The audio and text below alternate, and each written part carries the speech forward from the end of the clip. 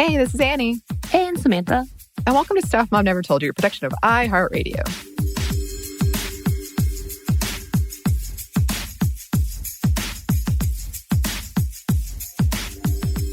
So how are you doing today, Samantha?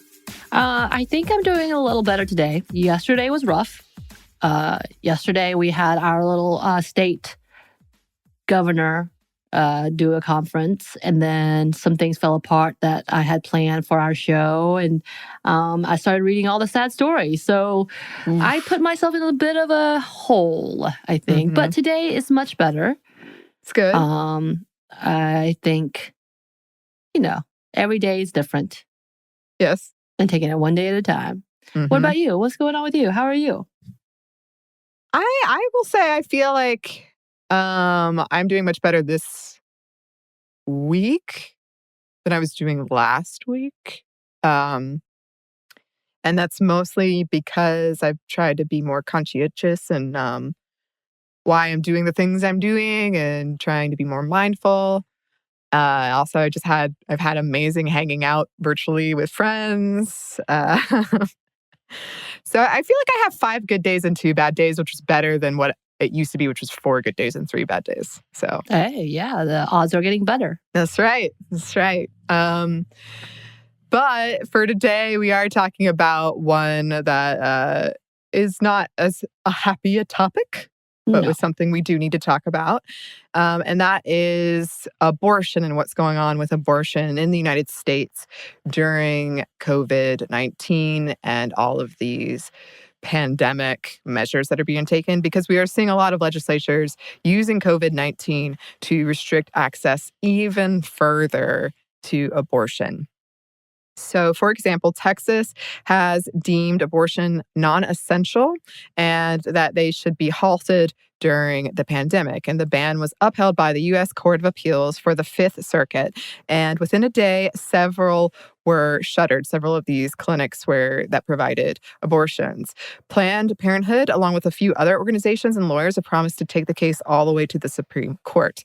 Federal courts have blocked a handful of bans, but more and more just keep making their way to the federal courts. Right. And just think about it for a minute for the women who found out within hours of their scheduled appointments that it was canceled and that it was no certainty on rescheduling it or whether they could. And for many, going out of state is not accessible, and not to mention unsafe during a pandemic. And a lot of places will actually stop you and ask you why you're crossing state lines. Yeah. And the situation is compounded by the fact that in the face of potentially already tight financial situations, many have lost their jobs, their source of income, and their health insurance, because here in the United States, a lot of us get it through our jobs. And having a baby ups your exposure to COVID-19 with all the medical appointments that entails. And the longer you delay abortion access, because even in clinics that are remaining open, a lot of them are operating under shorter hours. They're open for a shorter amount of time. The higher the risk of complications and the increased chance of missing the legal window to have an abortion. Right. And as we talked about earlier, the fact that most of insurance in the U.S., if the majority of, is through work. And if you therefore are not working, you don't have this insurance. And during this time, we know that our president, he has not opened up the Affordable Health Care Act for people to actually be able to go underneath it either. So he's restricting in every way in trying to get insurance, which is a whole other conversation that needs to be had. And with that, we know many of these states are stating that services like dentistry are seen as essential, which is interesting, which is a whole other level of, okay, so dentistry is okay, abortion is not. Weird.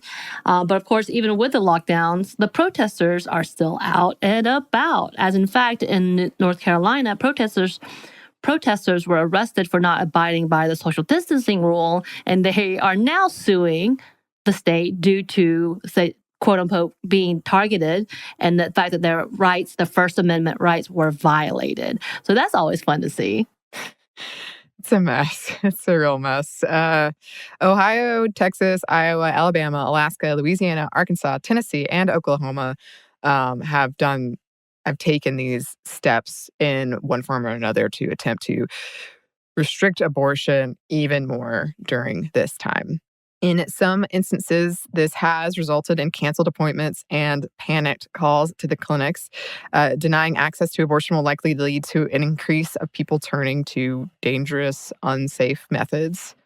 And these bans are going to have long-lasting effects even after the pandemic ends, financially destabilizing practices that provide them.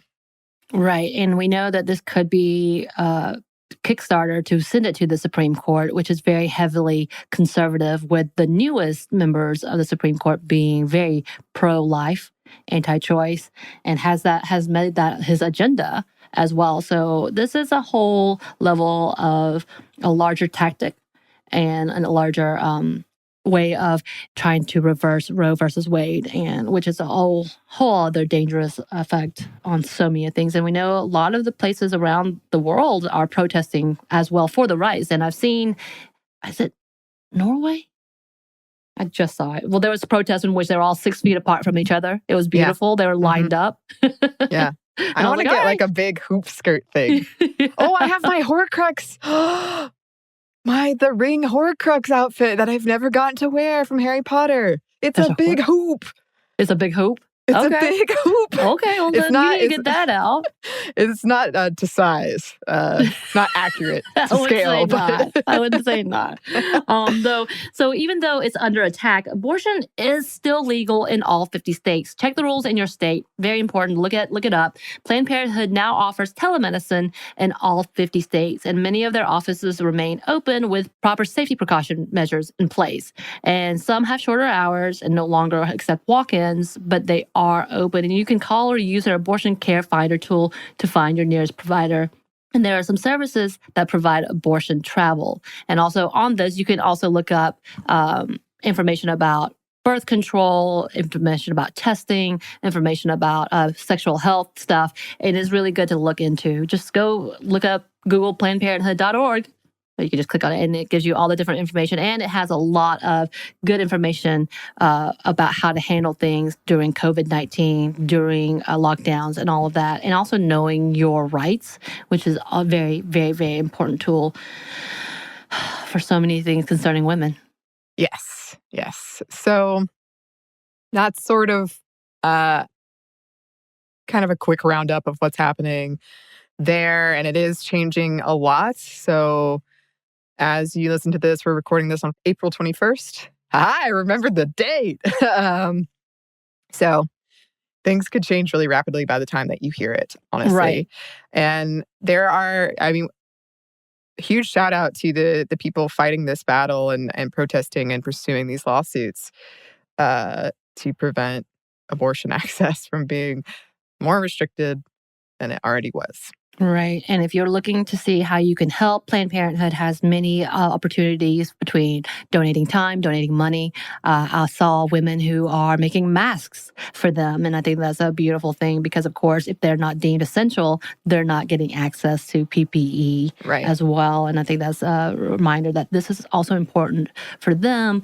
I think we also need to talk about the fact that there are pregnancy centers, which we know are not actual pregnancy centers. We had this as part of our episodes. What was it, a year ago? It's been a minute. CPCs, crisis pregnancy centers, yeah.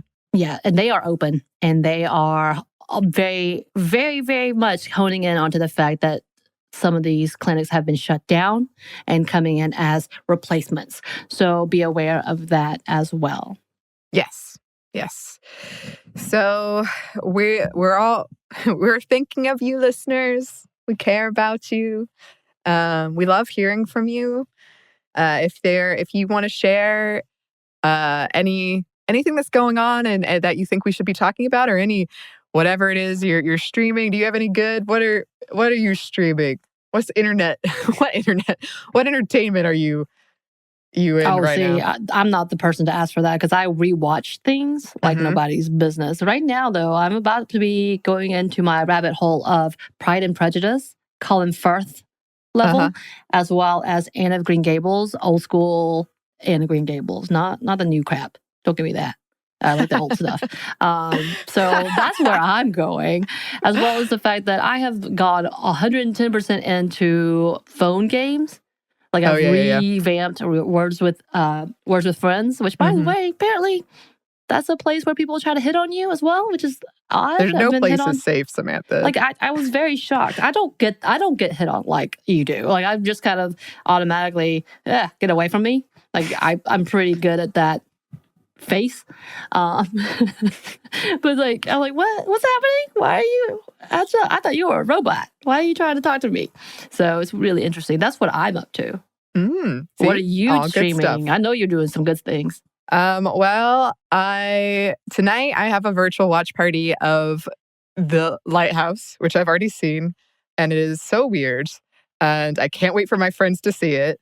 And we're gonna watch all of the SpongeBob parodies afterwards because a bunch of SpongeBob parodies are out there about it.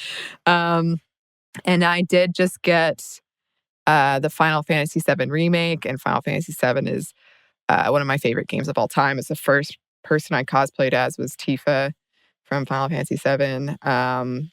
But unfortunately, somehow I feel like I'm always doing something, so I haven't gotten to play it. I thought by now I'd be like almost done with it because I've had it for a week. I've only done a couple hours, but that's my main.